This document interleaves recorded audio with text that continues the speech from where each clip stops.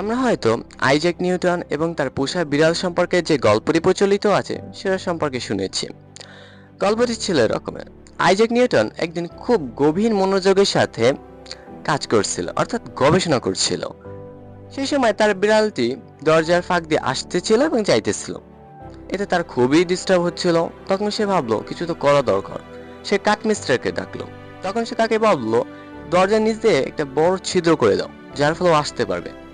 কাঠমিস্ত্রি সেরকম কাজ করে দিল।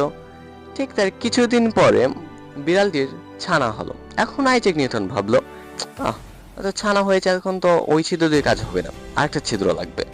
কাঠমিস্ত্রিকে ডাকলো, আরেকটা ছিদ্র করে দাও, আরেকটা ছিদ্র করে দিল।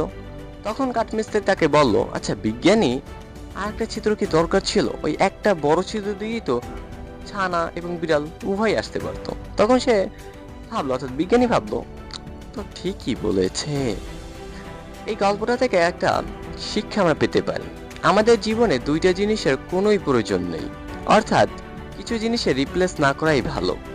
আমাদের জীবনে আমরা যে কোনো কাজকে যদি রিপ্লেস করার চেষ্টা করি, তার আগে আমরা ভাববো যে আসলে কি এটা দরকার রিপ্লেস।